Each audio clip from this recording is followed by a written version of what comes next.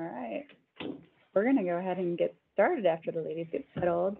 I think we will start with an icebreaker, can we? Or do you want to do the roll call first? Let's go ahead and do call to order and the pledge. Okay. Roll call, and then you can do your icebreaker. I'll get time to think of one. All right. I'm so close. All right. We're gonna call the meeting to order. If everyone would please rise for the pledge. Pledge allegiance to the flag of the United States of America and to the republic for which it stands, one nation, under God, indivisible, with liberty and justice for all. Okay, would you like to do the roll call? Celia? Here. Ben? I'm here. Katie? Here. Marisol's not with us tonight. Jocelyn? Here. Ross? Here. Marissa? Here. And you? Here. Thank you. One quick icebreaker. Favorite family holiday tradition. Have we already done that one? I think so. I mean, no. We can do it again. Okay, best memory from the last holiday. Oh, I like that. Yeah, that's a good one. I'll go first because this might be our new holiday tradition too. My sibling and nephew and sister-in-law live in just moved to Pennsylvania, so my family met them halfway in the middle of nowhere, Ohio, and we all got together. My parents brought their dogs. I brought my dog. My dog is little, and my nephew thought my dog was awesome and spent the whole time running around trying to chase her tail. They developed a game where he'd grab her tail, she'd turn around and lick him. And the very last time before we had to leave, they did this. The dog licked my nephew, and my nephew looked her straight in the eye, grabbed her face, and licked her back. Yeah. Almost 2. Okay. Gonna be 2. Yeah. Love it. I'll jump in next. My family lives in South Bend, and we decided to visit, kind of change our travel plans to get out ahead of the snow. We arrived in South Bend about 2 hours before the snow came, and they get lake effect snow, so it doesn't just light snow, it's like boom. And in a matter of 20 minutes, like it was a whiteout. And the next day we were snowed in, and we had this amazing snow day, just locked in the house, and it was just my dad and my son and I and my dog. And it was the best day of the holiday because it was quiet. We watched movies, we baked cookies. It was just peaceful, and it was white and just quiet and beautiful. So it was really nice. I'll go. I have 2 little great nephews. One is 5 and one is 2. And we started a tradition where we take a picture of the 3 of us by the Christmas tree every year. And it doesn't really change all that much from one year to the next, other than they just keep getting bigger and bigger. But that's my favorite. That's sweet. My daughter was home for a couple of days, so, yeah. Ben? Who wants to go next? I can go. My sister and her family live in Miami, so the 2 littles don't get to see a lot of snow. My parents live in Goshen, so not too far away from you, in South Bend, and so we all gathered there for the holiday, and we built an igloo with that snow on the very last day that we could do it. And so watching this little 6-year-old and 3-year-old get to play in the snow, which they never get to do at home, was really cool. Yes, imagine. Yeah. I remember building igloos as a kid, like. Yeah, it fell down the next day because it was getting warmer, but, we got a good couple hours out of it, so, yeah. Mine would probably be this holiday season as well because of some travel plans and the impending weather. We usually do like a evening holiday at my aunt's house, but we switch it to brunch because all the grandkids are in their 30s, and it's much easier to get everyone up for brunch time than gather everyone in the evening. So it was a different kind of Christmas, but I like it. They had to kind of change it up this year. Yeah. I'm trying to just think of one because I have lots of little memories, but I think it was just my granddaughters coming over the week of Christmas, and we were baking, and baked a gingerbread and then like distracted them, and my husband grabbed it and because he had to run away, and they were just like so delighted that he ran away and was playing the piano in our music room. It was fun. Okay. So, my son works in the school system. My daughter works at Loyola University, and her partner is getting their doctorate at another university. So guess how many people had 2 weeks off? They all came to my house. And my son's fiance was in and out. She was the only one who had to work, was like going, I can't drink every day. And it was like chaos for 2 weeks. But the big win was my daughter's partner cooks. And that was a game changer, because that's her love language. And it was like, oh, I love you more than you know. I guess I haven't gone yet.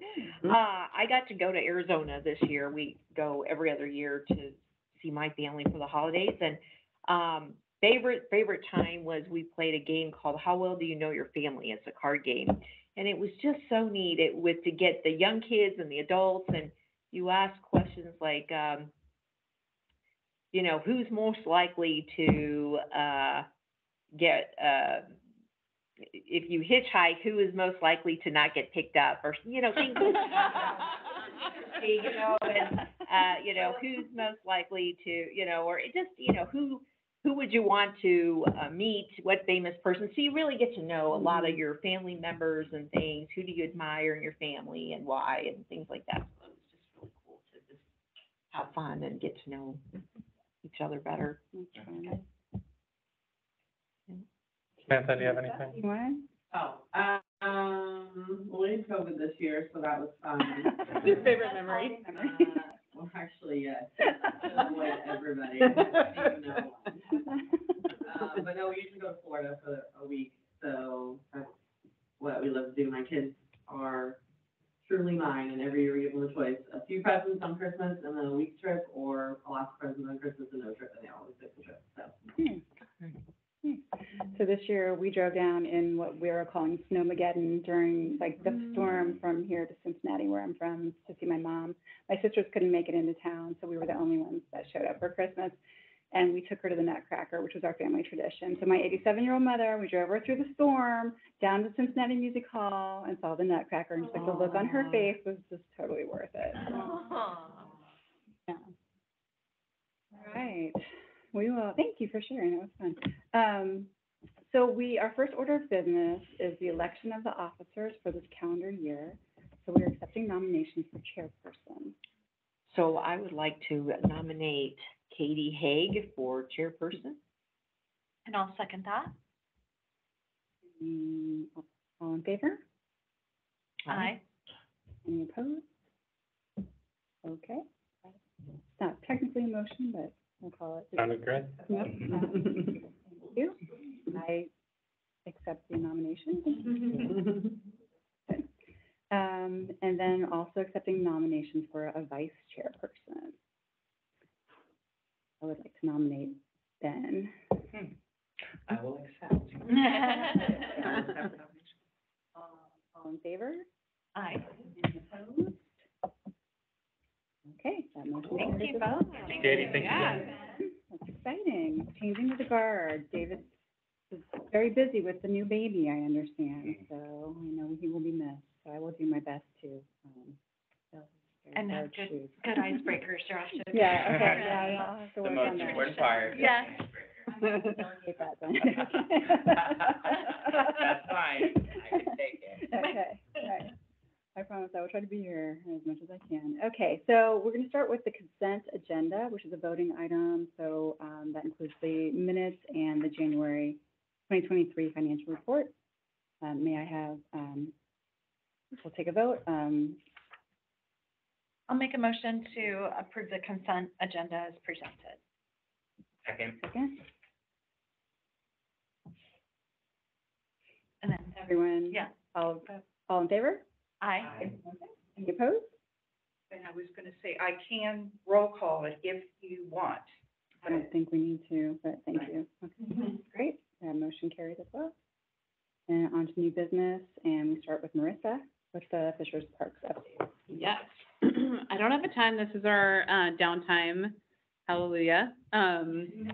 We are starting to plan for Spark and maybe possibly looking at moving our art and car show. And maybe flipping the car and art show to art and car show.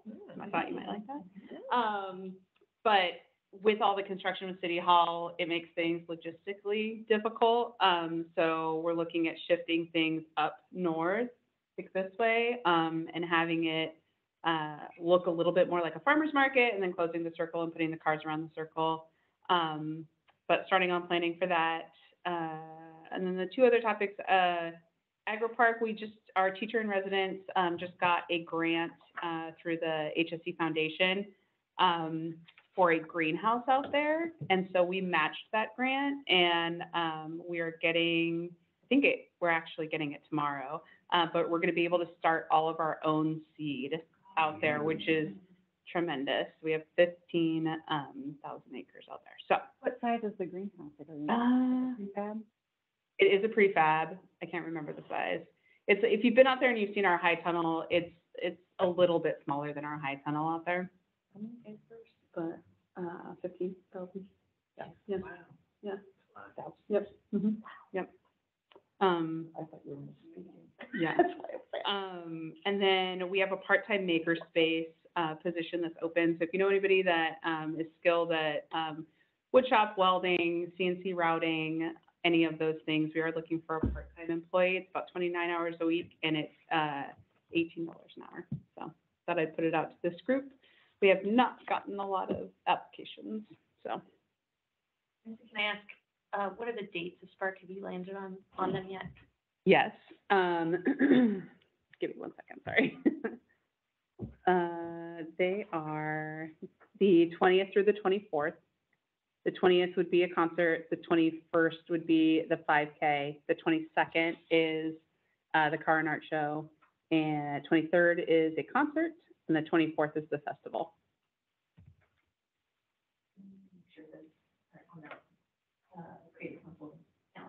Oh, yeah. Great. Thank you. I might know somebody that wants that job. Oh, that'd be great. Yeah. My daughter's boyfriend just graduated from Ball State, just looking for something. Fantastic. Natural resources was his, but he's handy. Anyway, excellent. Is that everything? Samantha, Community and Public Relations update. So we are working with Ross. We met yesterday to, work on the announcement. We'll do a press release for the art grant. Correct? That's what you guys are saying? Yeah, so we'll do a joint press release with You Guys Choose Tonight for the grant, and it'll be alongside our Neighborhood Vibrancy Grant. So those are two that the planning department oversees. So we'll do kind of a joint one to kind of give it some more push behind that. Absolutely. Well, we're on for you guys. Do you guys have any questions on anything that's going on, or? No. Interested in knowing more about? I think so. All right, thank you. Ross, Planning and Zoning? Yep, and so my update is going to be the next few items, the next 3 items actually. So if you don't mind, I'd love to kind of dig into the 2023 grant program. I'd like to thank everyone who participated on our call before the holidays or after Christmas, before New Year's. Time's kind of away from me. Some quick facts about your grant program this year. We had 20 applicants. We had $136,000 in funding requested. And the grant ranged from $2,000 to $7,500. We sent this out earlier today. You guys should all have a copy of this just to have in front of you. If not, let me know. What the committee did, there was some that they loved and are recommending to fund the total amount. There are some that we either asked for more information or is going to ask the commission to kind of look at whether funding partially or not at all. And then there's some at the end where the recommendation is to not fund them. So I'll kind of go through each one of these briefly so everyone is aware of the projects. So the first 5 are the ones that the committee is recommending the commission fund. And in entirety. Shelley Feeney is an art teacher with HSC Schools, and she's proposing a pop-up print shop from unique patterns found across the city while educating the public about screen printing. The public would be able to come up to this kind of pop-up event, screen print their own piece, and funds are being requested for supplies, advertising, a pop-up event, and at the end, a showcase of the pieces. St. George Middle Eastern Festival at St. George Orthodox Church has requested funds to help bring a Middle Eastern band and dance troupe to their annual cultural event. This is one you guys have funded in the past, but this year they added the opportunity of also funding a dance troupe to be brought over. The Forgiving Sea Project is a traveling art installation, provides an innovative, approved way looking at healing, and will be the centerpiece to a mental health awareness month in May.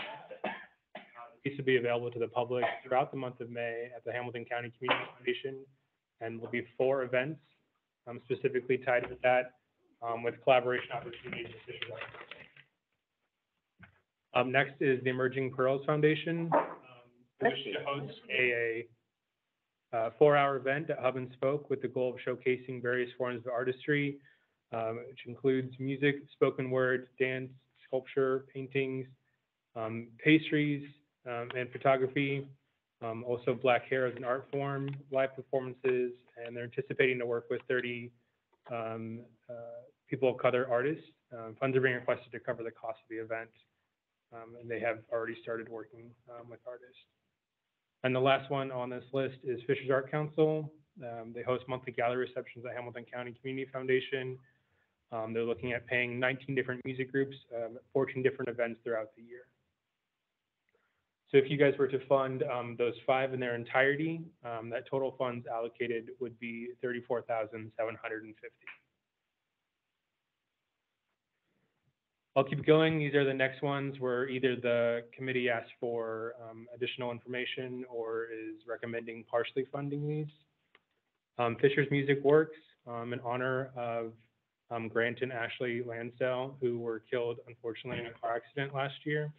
Fisher's Music Works is looking at creating a sculpture of 75 old instruments that they've already collected. It would be a traveling art installation, and funds would be requested to commission the artwork. Winter Club of Indianapolis, with the Circle City Theater on ice, will train 2 teams of figure skaters, a youth and adult team that are based out of the Fuel Tank, with a desire to perform at their nationals in Michigan in June. They're mainly requesting funds to help cover ice time, which is $325 an hour, which is pretty high. High Frequency Arts provides 4 public art receptions and open houses quarterly at Hub and Spoke. They've done this since they've been down at Hub and Spoke. 10% of their sales of food and beverage goes to a local nonprofit each event. And in 2023, they wish to expand and including an art fashion show. 317 Dance Academy is proposing a 5-part dance battle that combines art education and competition, and this would lead up to a championship battle. And the funds are being requested to cover the initial cost of these events, each one being around $1,500. J.P. Parsi is proposing a collaborative effort with HSC Schools called Pass It On, with the focus on happiness, kindness, and peace. The project would include all the 6th graders within HSC Schools. They would be creating small air-dry clay art, hearts, peace signs, and smiley faces. If you guys remember our time down at the Indianapolis Art Center, we had the opportunity to work with that fast drying clay, so it'd be a similar thing. And then Janus Development Services is proposing a year-long program with individuals with disabilities, including 10 yoga sessions, 6 music sessions, 12 cooking classes, and 5 memberships to Conner Prairie. The last 3 on here, Resounding Joy, would like to create a free Shine and Sing program to answer the demand for, what is that word that I wrote there? It's music therapy for children.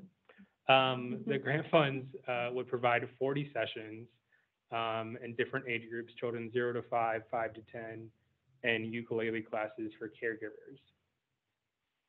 Chantel Lewis would continue their successful Juneteenth art exhibit that collaborated with high school students that created custom vans at our Juneteenth event. Is also looking at potentially partnering with a local art nonprofit. And lastly, the Academy of Dance Arts is a non-competitive dance studio who wishes to start a dance abilities, an adaptive, inclusive dance program for people with developmental or intellectual disabilities, which would include a week-long camp and class sessions with a December performance kind of wrapping up their year. Can you just break down the reduced amounts for us, so that's, So I included on here as well, if you do want to equally fund all of the ones in yellow, which is 9, you could fund each one at $1,500. If you wish to take some of those out and fund them more equally, we can kind of go up 2,000, 2,500, 3,000, 3,500 and forward. If there's some here that you would like to take out, we can do that. The financial report that you guys approved earlier, your budget this year is 60,000. It's staff recommendation that we come in somewhere around 50,000 or so.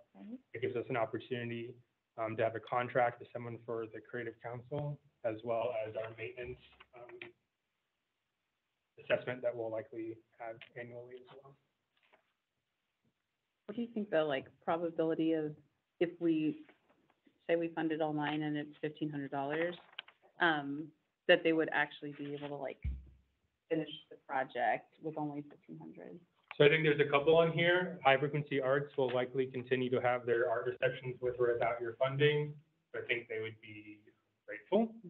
I think 317 Dance Academy would continue to have their dance battles.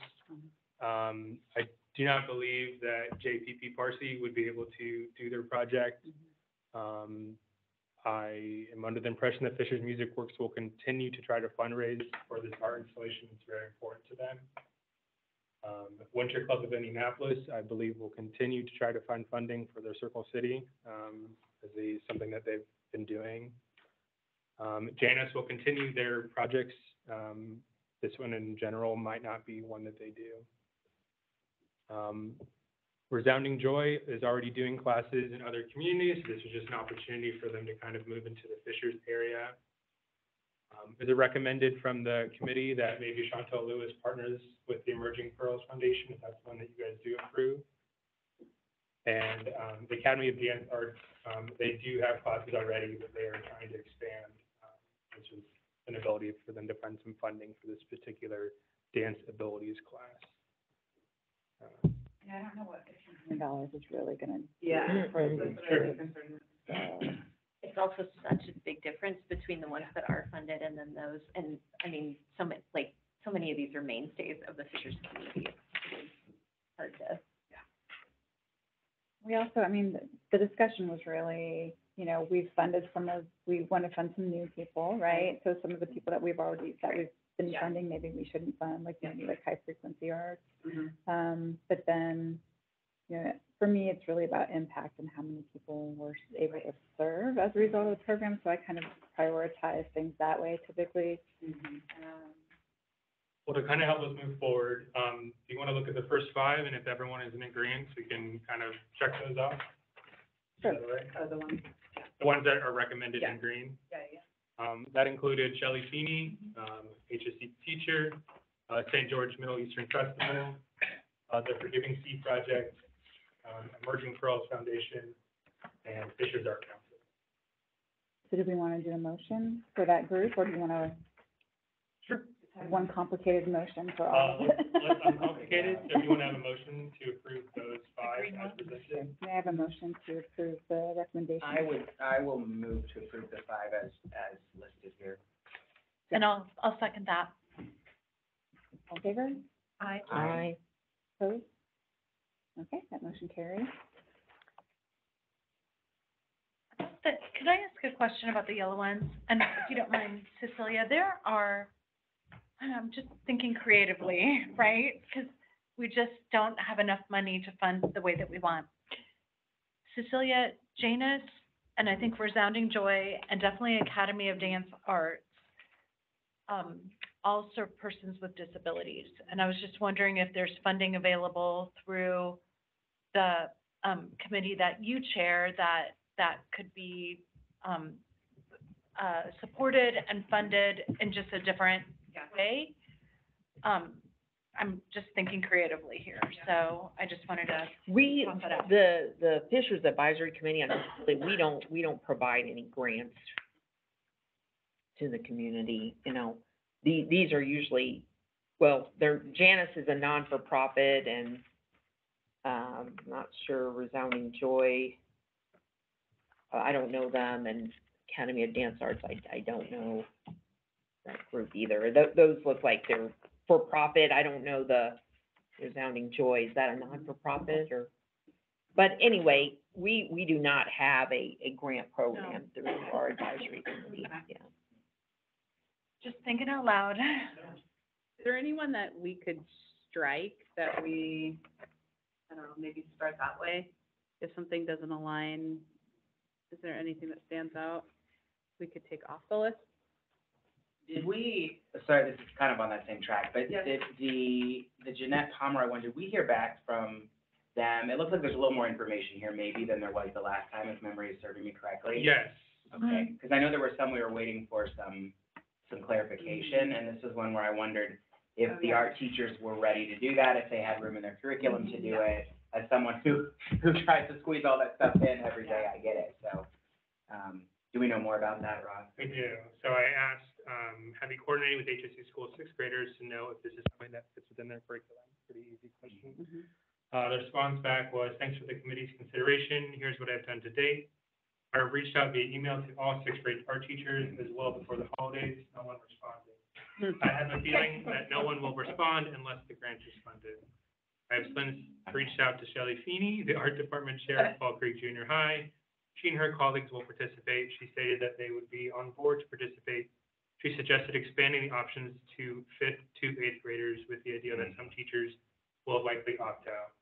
I'm confident that between all of the art teachers in the intermediate and junior high, we will have enough participation. Yeah.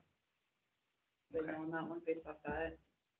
I mean, so for me, again, I'm going back to impact. I think, you think of the Dance Academy, I don't know how many people that serves. I mean, that seems like I'm thinking about inclusivity, I'm thinking about diversity in the programs that we're funding, and that, They're also one of the groups that, provides the best feedback at the end of the grant cycle too, like that we can actually use data from, so.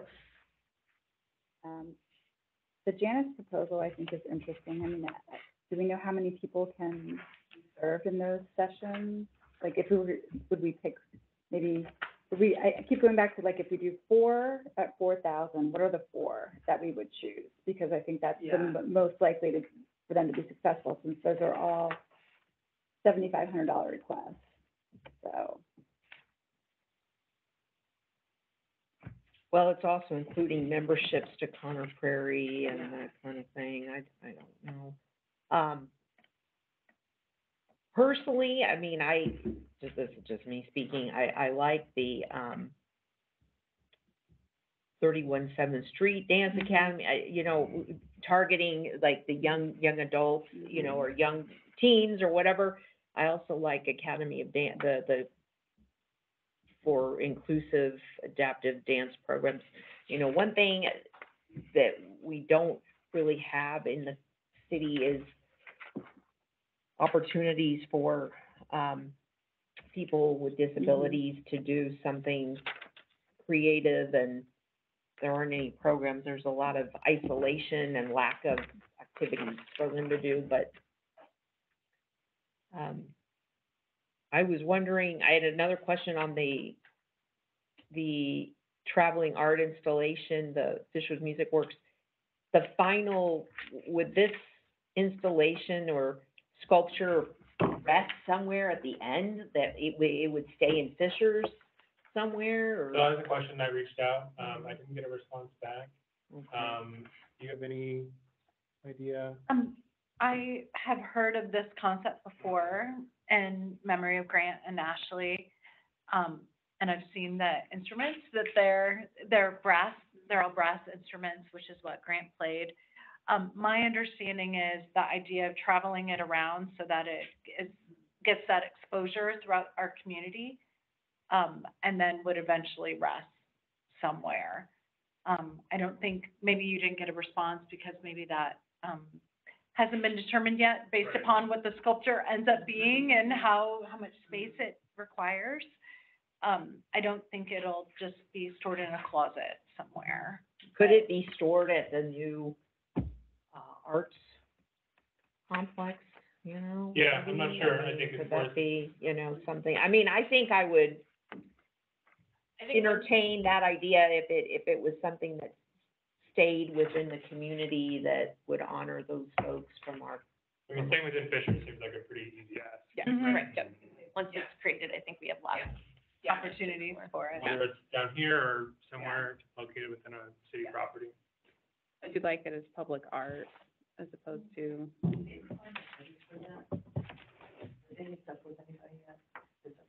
That was another question, recommended though, potential opportunity to work with, the Maker Playground as a auto welding shop. And then, yeah, so there might be an opportunity too to try to lower some costs. I'm also thinking they probably didn't find, like, they haven't found anybody if they don't have money, so. Yeah. So we've heard kind of people advocating for Fisher's Music Works or the 31 Street Dance Academy. The Academy of Dance Arts. Half of Resounding Joy, I just want to point out, they are a nonprofit, they are new to the community. They, basically, the woman who's opened this local chapter moved to Indiana from California, wanted to bring the sort of schema of the business with her. And Ryan and I have been able to work with her a couple of times, and she truly is an outstanding, like, community member. She's so engaging. She's really, she really does, create a wonderful experience from what I've seen so far. And so I just want to point out, they're brand new in the community, and this would be an interesting way to encourage them further, so. I think if you look at, there might be more, but I was going through and looking at 317 says each event will cost $1,500. So if we funded at 3,000, that would be 2 out of 4 funded, or 5, sorry. And then with Resounding Joy, it's 40 sessions. So if we funded half of that, it would provide at least 20 sessions. So I think that's a good compromise, at least on those ones. The committee had asked them some questions specifically about Resounding Joy, and the response back that I got was, anyone may sign up for the Shine and Sing classes via their website. They also host groups at partner facilities such as Gigi's Playhouse, where the facility takes care of group registration. The Shine and Sing groups are free to the public, and the groups will take place at partnering facilities or other donated space in the community. Should funds be secured, our team will work with our contacts and current patients and their families within the Fishers community, able to determine the best location. That was the response with, she said the classes would be within the Nickel Lake district, so I was like, where at? So we found a place yet. So Yep. Okay, so partially fund the 317, Resounding Joy, Academy of Dance Arts, and Fisher's Music Works, but not all at the same level. Did we, like, Academy of Dance Arts?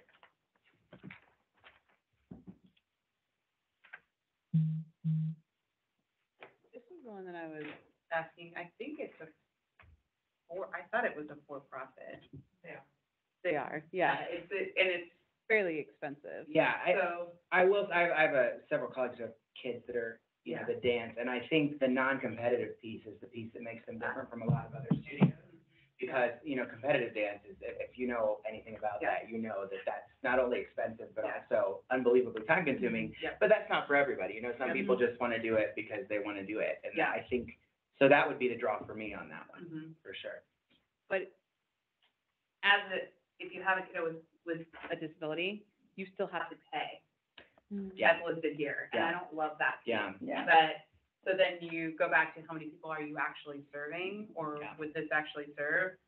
This is, yeah, this, What they're asking for is for materials, dance spaces, the instructor, but they'd still be receiving money from Right. people. And that was one of the criteria that we used is when we were meeting as a group. you know. Right. So it's not free. So Yeah. this would not be Yeah. free?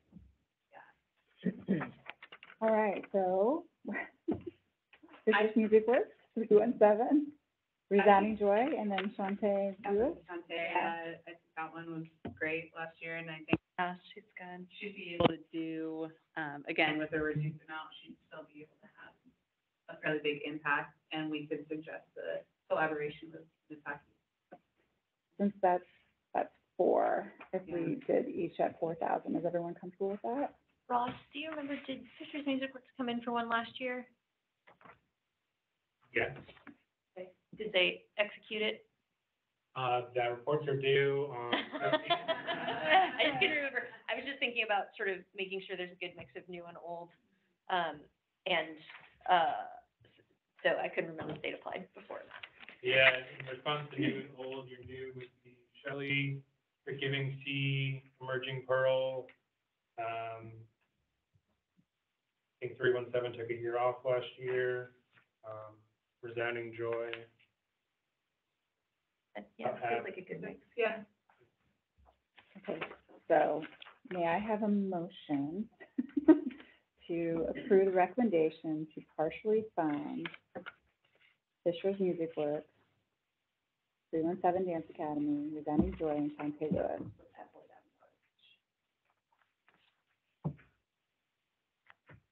Sure, I'll move it. Okay, second? Let's do it. I'll second that. Okay. All in favor? Aye. Opposed? Motion carries. All right, congratulations, you funded 9 grants at $50,750. Woo-hoo. Great. Thank you. Yeah. If it is helpful at all, as the General Arts Partner, if you are willing to share the contact information for some of these other folks, we can see if there's other recommendations, other connections we can make for them. Definitely. That would be nice. Thank you, Lily. Okay, Business Matching Grant 2023. Oh, I'm sorry, can I ask one last follow-up? So Samantha, you were talking about a press release will go out to announce this to the community along with the vibrancy grant. When do you expect that to be released? Like, when do we get to celebrate?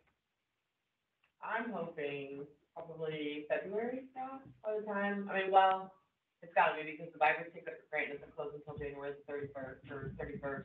Oh, okay. Then those selections would be made, so hopefully shortly after that. So, I'm sorry, one last question. Part of the added value of a program like this is the publicity we get out of it and the energy that we get out of the community to say, like, look what you can look forward to this next year and look at this variety. And is there any value of splitting it up, the arts grants and the vibrancy grants, or do you feel like they should be commingled? I think the one thing that will take a little bit of time is, one, reaching out to all these to make sure that they are okay with the reduced amount. We don't want to, make an announcement if they're not. Yeah. But we can ask, Samantha's director if they're comfortable with that. I'm not sure how long it would take to verify all of these. Well, and frankly, I was thinking less of timing and more of giving each grant their glory Sure. separately and just having a very arts-focused message singularly. You're the expert on that. I'll just toss that up for your consideration though, and of timing. But I just want to say, like, part of the great part, the extra added value of this is the publicity that we get out of sharing this with the community, and it does get some excitement going, so. That may also give us some time, thinking either way, unless having like a little short bio or some more information about each one of these, especially the new organizations. Yeah. That would be your highlight of your grant press releases, the Yeah. new ones, along with the ones that are in Fisher's Art Council. But I agree. Okay. I agree. So, okay, We'll work on that. great. This is exciting. You guys, approved to have a business matching grant for the first time. This is your first cycle, so you would have 6 cycles throughout the year. Alderman Auto, is a, auto body and car dealership off of, State Route 37, who was recently reinvested in the corridor. As part of their requirement, through a variance process, they were required to have public art on their building. They reached out to Coda Witskin, Fisher's HSE grad. We're excited to see her as part of this project. So they've already found an artist for their project, which is great. And they are requesting $25,000, which is the maximum match. And what they're looking at doing is installing a piece of public art on their south-facing wall. So it's around 1,000 square feet. This is on their new facility right here on 37. Another option. Coda recommended 2 different options for them, both option 1 and option 2. The applicant chose option 2, which was 1,160 square feet. The entire facade of their building. As you're driving up 37, you'd be able to see this. They did request the total fund matching of $25,000. It's staff recommendation that if you guys were to approve this tonight, that you actually just match the cost of the artist fee.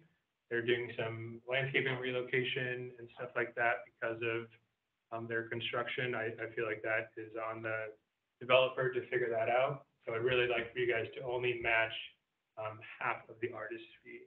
And Coda, her fee is $40,600. So staff recommendation, if you guys were to approve this, is to match that at $20,000. I would say that policy of matching the artist fee puts you in line with the NEA and other granting programs that, like, they need to do some infrastructure work on their own for this. And can you talk a little bit, Ross, about what we spoke about earlier in terms of how we Yeah, so manage Katie the asked a little content? bit about like approval and of the content in particular. We have requirements in the Unified Development Ordinance, which oversees city zoning code. Something of this scale, 1,100 square feet is pretty large, so we would be verifying, one, that the content is not a sign, so it can't say Alderman Auto, buy a car from us.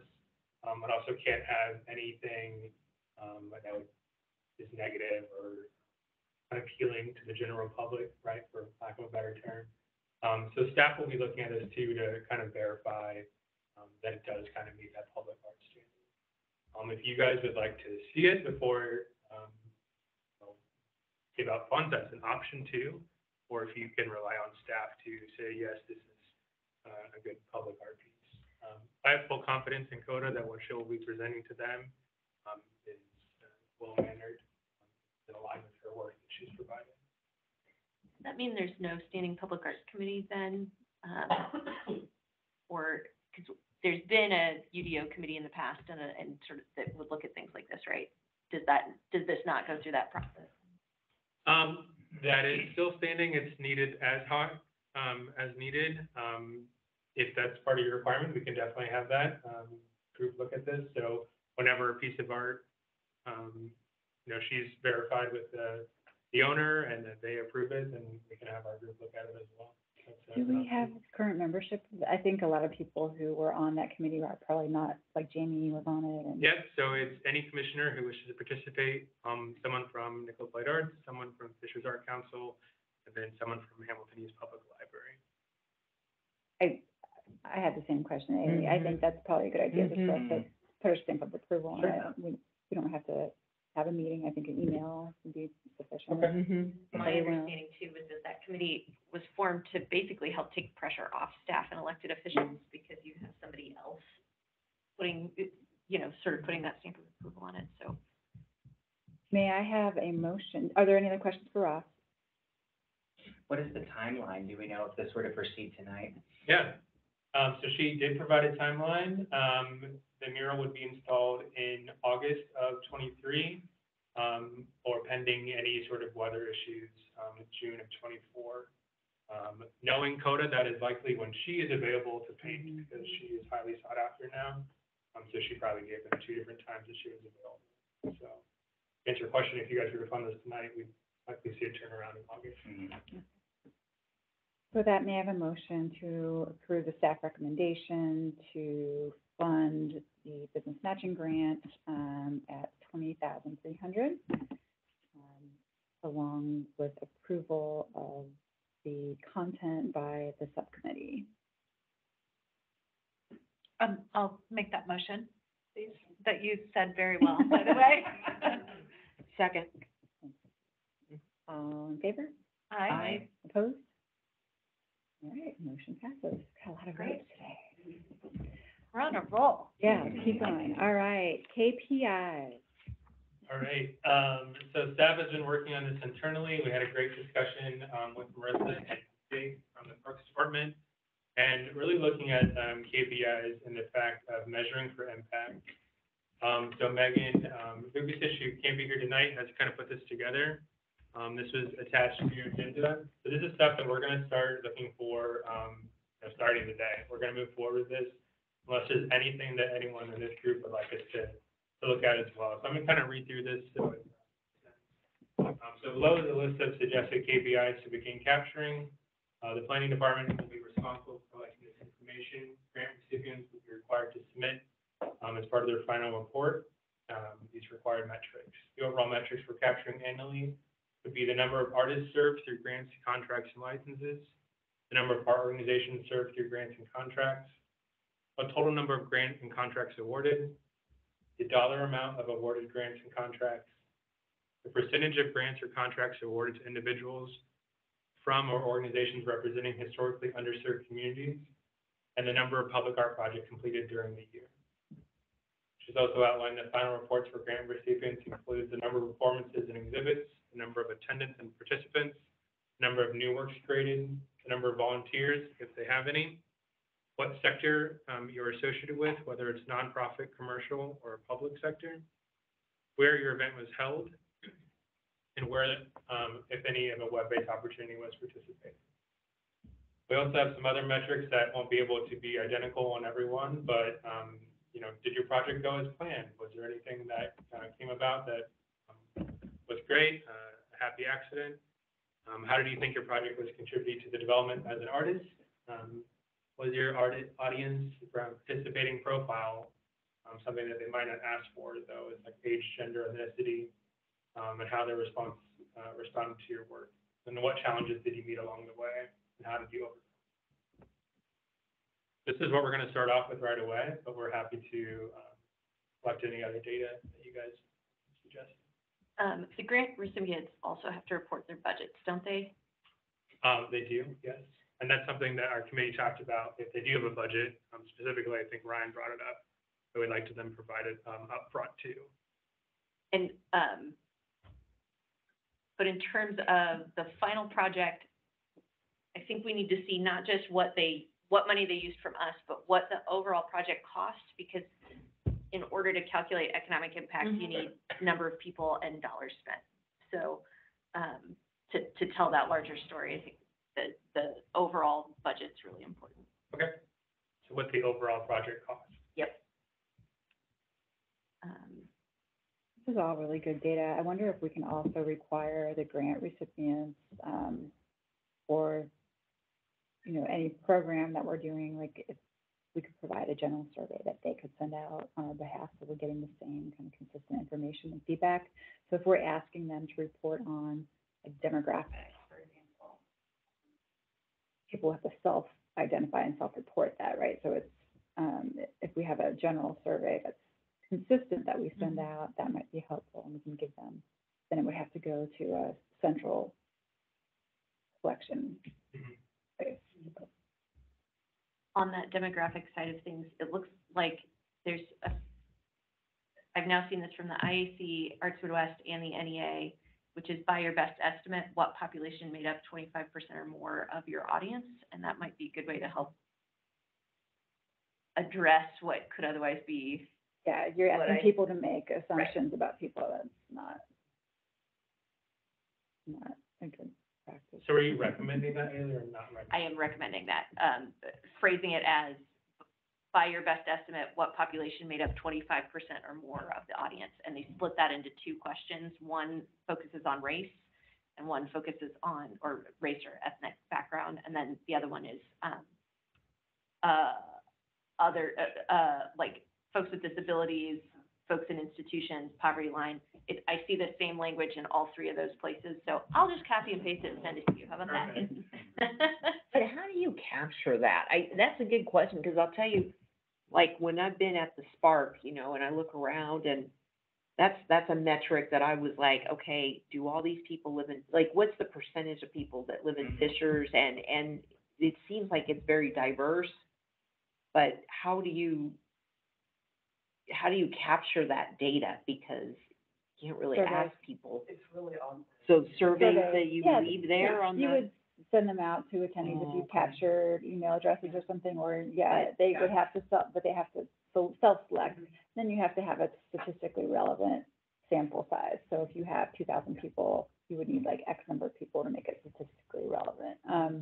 So there's a science to evaluation and surveying that we'd have to, But is it like through a QR code or through Yeah, a possibly, email? You know, because you don't get people's, very few like people a will Spark, you don't respond. get people's, you know, you don't really know, really. Yeah. You can do observational data too, but it's, again, you're asking people to make And- assumptions. And the three organizations that I mentioned, I don't know as much about the NEA, but Arts Midwest and Indiana Arts Commission definitely, they take your word for it. So some of the bias is built in there. They're not requiring you to show that it was statistically significant or all of those things, but my impression is that part of mostly they want you to be thinking about it, Yeah. even if it's after the fact. So just by asking the question, it helps keep it a priority. So one of the things that we talked about, I think 2 meetings ago, when we were talking about KPIs, was we would have a subcommittee. And I think, so thank you to the staff for doing all this work, because I think these are all good. This is good data to have for everything that we're doing. Is there anything, I mean, do we feel like we need another subcommittee to review and create more KPIs, or is this a really good place to start, and then we'll just kind of grow from there? Everyone's comfortable with this.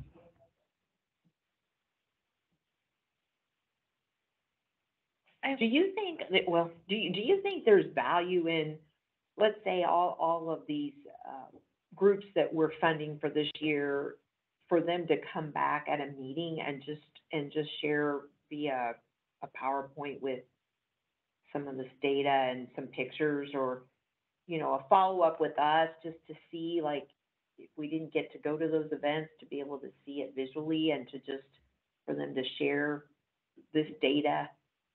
I think as it's a something that follow-up? staff could provide you from 22 at the March meeting.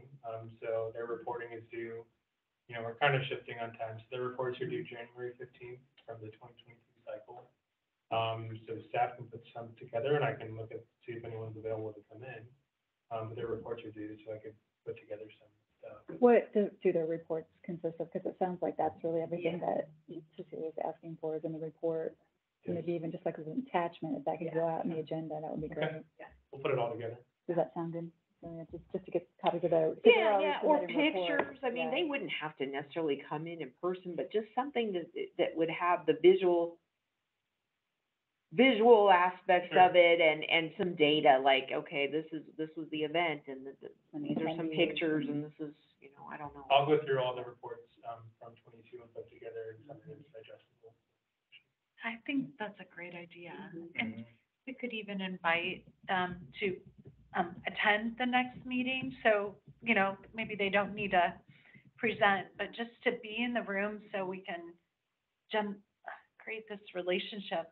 Well, get with their them feedback as and a get their- participant. yeah, Yeah, how was yeah, it? Was this sufficient? What was the process like for you? How was your event received? What Sure. kind of feedback did you get? Would Because you it's- apply again?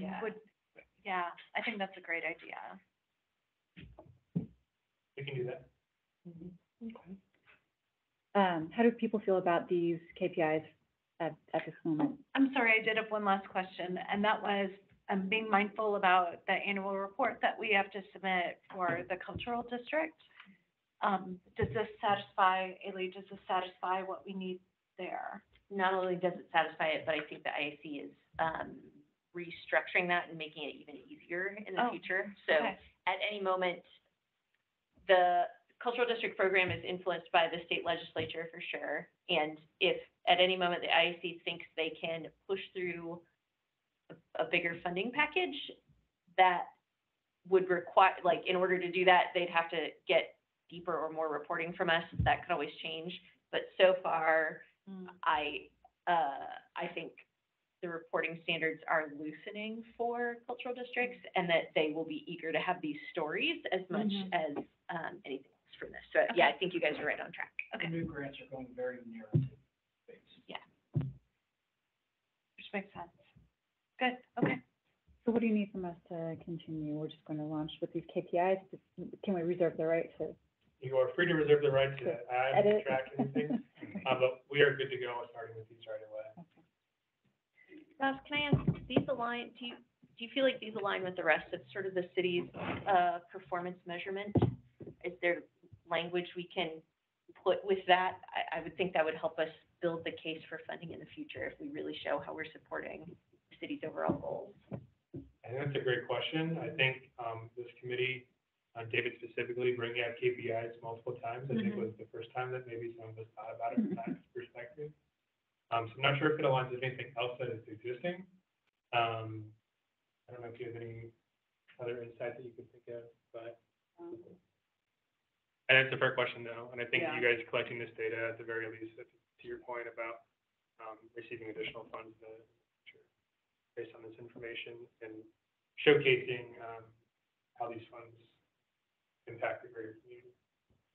Yeah, the data, I mean, it's, the data is really useful for us. I think where I want to get to in the future, and I've said this a lot, is about the attendees, right, and their feedback. And we'll get there. You know, it's just, this is a good first step.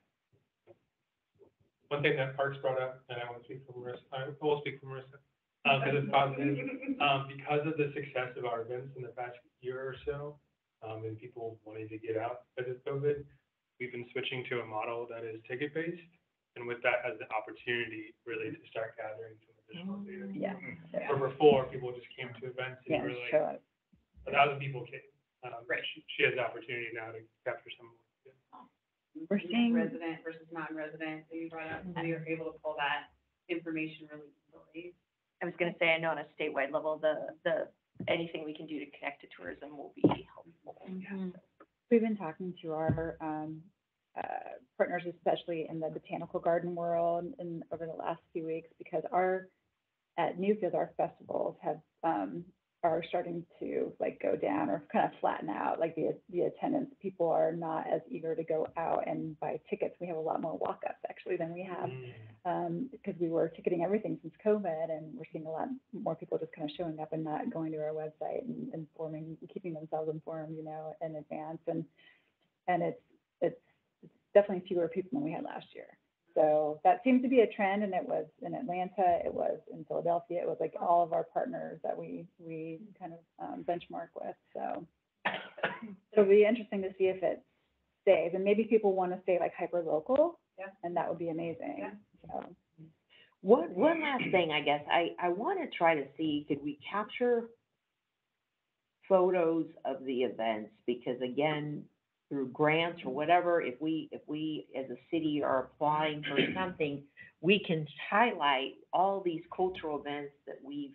Yeah, so their reports already require them to submit The photos? minimum 5 photos. Okay. As well as marketing that has the Park Commission. Okay, so we have that. Yeah, we've gathered Utilize. that for multiple years. Okay. Do we want to move on to Creative Council? Yep. All right. So Creative Council did not meet in the last cycle because of the holiday season, but Ryan and I have been working on trying to gather data and feedback from the Creative Council. Once again, we have discovered there is no day of the week or time of day that can get the majority of people in a meeting. So we are recommending moving forward that, we go back to sort of a bi-monthly online check-in for folks. We've had the best attendance in the past as an online meeting. It's still hard to tell if that was because of COVID or just because it's easier for people to just check in on those. So we want to try to go back to that and then build in, site visits for specific, places that either we haven't heard from in a while or that are involved with the grant program. So that's, sort of the process that we're recommending for moving forward. So we are also recommending that we go back, if, for the online check-ins, that we go back to following the same second Tuesday model, so that it's just consistent with the commission, because we would, like you guys just pointed out, we would like to see more local groups kind of participating, maybe sitting and listening in this room with us, so that can help kind of build a pattern towards that. So that's where we are. Ryan, did I miss anything? Any questions? Thanks. Nickel Plate Arts? So I just want to make sure that everybody is aware that not this weekend, but next, January 21st, we're hosting Comic Book in a Day at the Ignite Studio at the Fishers Library. And it is the first time in 3 years that we will be in person. It is also the 10th Comic Book in a Day that we've coordinated, so that's a big deal. And our special guest is a true comic book celebrity. Bob Hall is coming to Indiana just for this event, and he has like 40 years of experience in the comic book field. He's worked for Marvel, he's worked for DC, he's worked on like the WandaVision show that's out right now. The content from that came from books he worked on. So he really, really knows his stuff. He's also a theater guy, so if you're a theater geek, you should come and talk to him. He's got great Shakespeare stories. But so we're really lucky to be having that right here in our backyard. We are shooting for 25 challenge artists who will make comic books with us throughout the day. And I think we currently have like 21 people registered. So if you know somebody who wants to register, encourage them to do it soon. What's the age range again? Anything. So anybody who is under like driving age, we'd ask them to have a parent with them. There are also drop-in opportunities throughout the day. Laura is going to host a lettering and handwriting activity for us in the afternoon. The library has several really cool just drop-in activities, including a community comic book where you can come in, create your own panel, and then it's our job after the fact to turn that into a story, which can get really interesting.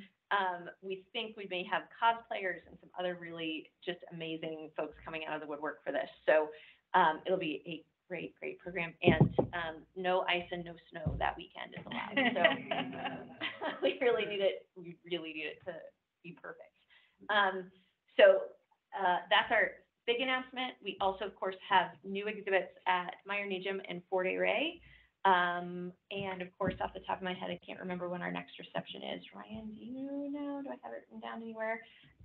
Check our website for our upcoming receptions at both Meyer Nejum and Fort A. Ray. Really cool artwork displayed in both locations. And I think that's it, right? Anything else? Okay. Okay, great, thank you. Laura? Okay, Fishers Arts Council, my challenge, this is my whole game this year, everybody gets a challenge. And my challenge for you guys is to show up to one of our receptions. You have 12 to choose from. The first one is, they're all on the second Fridays, they're from 6 to 8, you come in, you get out, but we've made it really fun, they're really like a great hang. I am not joking. And January 13th is our first one with Jeanette Holloway Parsi, and then we go into Embracing Black Culture, and then Disabilities Awareness. Those are our first three coming up. And I really think that you would enjoy it. The space is amazing. The energy is really high and fun. And it's an interesting group. And my whole board almost shows up to every single one. It's really exciting. That's awesome. So we get a lot of nice participation from artists. And It's such a fun space too. Like it really it is such a good space. I really want to move it, but it's a great space. Yeah. The space itself, the location, right? Well, Laura, one quick thing. March 11th is Saturday. I was just looking at my calendar, so I think That might be my fault then. March Yeah, it's March March 10th. It's supposed to be March It's 10th. supposed to be March 10th. that one. I didn't really forward But anyway, Laura would have it correct, that was a type on my end. oh, Thank you, Ross, for just attending. But anyway, yeah, and then the high school senior showcase, it's all good. So anyway, we're up to good things. We're keeping very busy. Great, thank you. February's in my calendar. Can't do January, but try to get there in February. Do we have other announcements? Staff doesn't have any other. I had one little thing. I just wanted to make sure everyone saw the Fishers Armed Services Commission has a RFP out right now for an artist. So, I appreciate each commission does their own thing, but when they're in the art space, I don't know if there's any collaboration here, or can we promote it to artists to go that direction? This is the first time that commission has done an RFP for art. So I just really want them to get some good responses. So I'm not sure what we can do there to help them, but I'd love to. So I will admit that I was laughing when you sent that email back, because I was the one that put that on the bid page. Oh. Jocelyn, I know. Yeah. Sorry. Oh, you're fine, it was great. It was also placed on the Indianapolis Arts Council. So you, as the manager of it, I pushed it are out to. getting multiple out people. exactly to who needs it. So thank you. Yeah. I just want to be sure that they get some good responses. Yeah, well, and thank you for bringing it to our attention, because that allowed us to put it in our Oh, good. newsletters as well. Good. Is there Good any teamwork. oversight with the ordinance for us to have any of our subcommittee to help them with selection, or is that overstepping? I don't think it's overstepping, but talking with Deputy Director Elliott, he didn't ask for anything in particular. All staff did was provided with your guys' RFQ format. So I think the Armed Services Commission will mainly be taking that. It will be a sculpture, mainly more in line, I believe, with what you'll see out on the Central Green. But the ordinance doesn't require this commission. one quick thing, I did get a call today from a gentleman, he's Indian, Fisher's resident, Mansell Coley. I think you guys have talked to him before, maybe in the parks. He said that his group is looking to do the Color Festival again, the Holy Color Festival in March. And they have a venue in Marion County, but they're wanting to, have it here in Fishers. And I told him I would inquire about the possibility. They said there was gonna be maybe a charge for the amphitheater if they had it here, and I didn't understand. So maybe if you don't mind, if you could just share with, like, the pricing, because I'm not sure, I couldn't really explain why, but there's security, there's, staffing, I'm not sure. I just wanted to relay, and I told him I would get back with him and connect him to whoever. Yeah, I've been in touch with them multiple times, over the years. I know Ailey has too, and we've all been on the same, thread. I think what always happens is when we ask questions about the event, or ask them to fill out a SEPA, which is just a part of the permitting, process, then the conversation just ends, and then we don't hear from him, so, until the next time. So that's kind of where that landed. As far as the amphitheater, that is $5,000 to rent, and that does not include staffing, security, sound, lights, any of that stuff. I mean, the lights there, not the production lights. And that is because everybody wants to have a dance recital up there, they want to have birthday parties, so we were getting overrun with requests to use the space. And we have a pretty robust calendar, and so we can approve everything. Supply and demand. Yeah. Okay. And then the SEPA, remind me what that means again, or what the? So it's a special event permitting application. Okay. Yeah, and, it's just going through, it runs through each city department, so they have eyes on it, and so it will go to police and fire, and they can look at the event, ask questions. We usually have a meeting if it does get approved. We'll have a meeting with the event organizer, and then we'll go through each part of logistics like, how do we logistically make this happen? And my impression, Marissa, is that any of us are more than happy to help them Yeah. fill out that form. For sure. We just need the connection. Marissa's exactly. Well, it's like 1,000, they're expecting like 1,000 people. Yeah. And the issue is they can't afford the $5,000. Yeah. And I was like, you should have applied to the grant, you know, and Yeah. so maybe Which is next also year. what we recommended as well. You did? Yeah. Yeah. Well, they're hearing it from more than one person now. Right, yeah. There you go. Yeah. All right, well, I'll So relay we're on the back, right track. and I'll relay back, and Yep. maybe, you know, for next year, but, you know, I'll relay the steps. I just wanna know too, because Yeah. sometimes we get calls, and they're like, can we do, and I'm like, I don't know, you know, Sure. what the protocol is to be able to actually, you know, have an event that's outside of Yeah. the city-sponsored event, you know, so.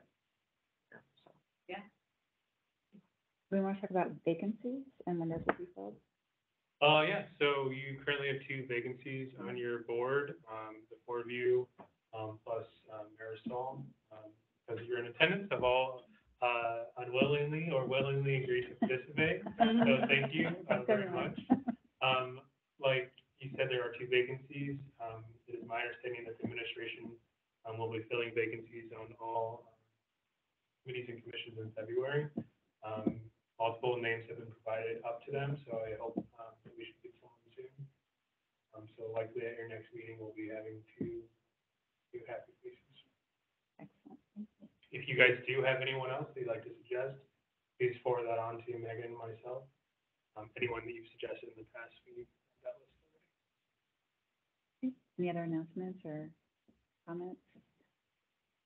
Do we have to do a motion for adjournment, or we have a motion to adjourn the meeting? You may. Second that. Okay, all Thanks, in everyone. favor? Thank you. We're good.